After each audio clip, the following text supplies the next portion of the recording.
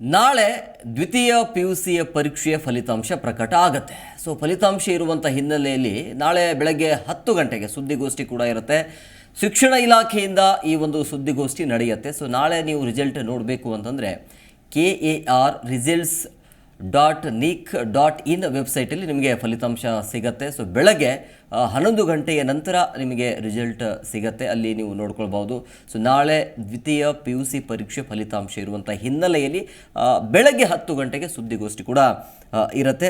So 1/3/2024ರಿಂದ 22/3/2024ರವರೆಗೆ ದ್ವಿತೀಯ PUC ಪರೀಕ್ಷೆ ನಡೆದಿತ್ತು. ಬಟ್ ನಾಳೆ ಇದರ ರಿಸಲ್ಟ್ ಬರ್ತಾ ಇದೆ. ಸೊ ಎಲ್ಲರೂ ಕೂಡ ಕುತೂಹಲದಿಂದ ಇರ್ತಾರೆ, ಯಾರ ರಿಸಲ್ಟ್ ಏನಾಗುತ್ತೋ ಏನು ಅಂಥೇಳಿ ಎಲ್ಲ ವಿದ್ಯಾರ್ಥಿಗಳು. ಸೊ ನೀವು ಬರೆದಿರುವಂತಹ ಪರೀಕ್ಷೆಗೆ ನಾಳೆ ಅಂತೂ ರಿಸಲ್ಟ್ ಸಿಗುತ್ತೆ. ಎಲ್ಲರಿಗೂ all the very best.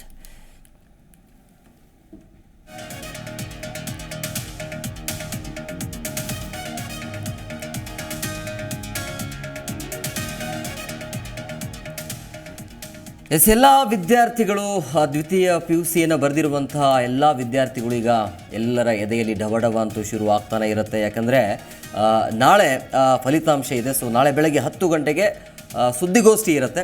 So ಶಿಕ್ಷಣ ಇಲಾಖೆಯಿಂದ ಸುದ್ದಿಗೋಷ್ಠಿ ಕೂಡ ನಡೆಸಲಾಗುತ್ತೆ. ಸೊ ನೀವು ಫಲಿತಾಂಶವನ್ನು ನೋಡಬೇಕು ಅಂತಂದರೆ KARresults.nic.in ಈ ಒಂದು ವೆಬ್ಸೈಟಲ್ಲಿ ನೀವು ನಿಮ್ಮ ಫಲಿತಾಂಶವನ್ನು ನೋಡ್ಕೊಳ್ಬೋದು. ಬೆಳಗ್ಗೆ 11 ಗಂಟೆಯ ನಂತರ ನಿಮಗೆ ಈ ವೆಬ್ಸೈಟಲ್ಲಿ ರಿಸಲ್ಟ್ ಸಿಗುತ್ತೆ. ಸೊ ನಾಳೆ ದ್ವಿತೀಯ PUC ಪರೀಕ್ಷೆಯ ಫಲಿತಾಂಶ ಇರುವಂಥ ಹಿನ್ನೆಲೆಯಲ್ಲಿ 10 ಗಂಟೆಗಂತೂ ಸುದ್ದಿಗೋಷ್ಠಿ ಇರುತ್ತೆ. ತದನಂತರ ನಿಮಗೆ 11 ಗಂಟೆ ಮೇಲೆ ನೀವು ನೋಡ್ಕೊಳ್ಬೋದು. ಜಿ ಕನ್ನಡ ನ್ಯೂಸ್ ಈಗ ನಿಮ್ಮ ಮನೆಯಲ್ಲೇ ನೋಡಿ. ಎಲ್ಲ ಕೇಬಲ್ಗಳಲ್ಲಿ ಈಗ ಲಭ್ಯ.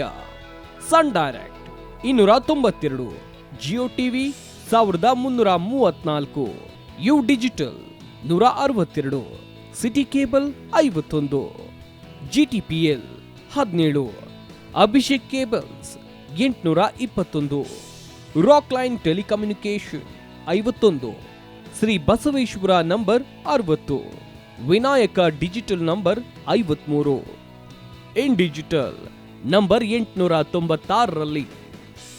ನಿಮ್ಮಿಸ್ತದ ಜಿ ಕನ್ನಡ ನ್ಯೂಸ್ ನೋಡಿ ಆನಂದಿಸಿ.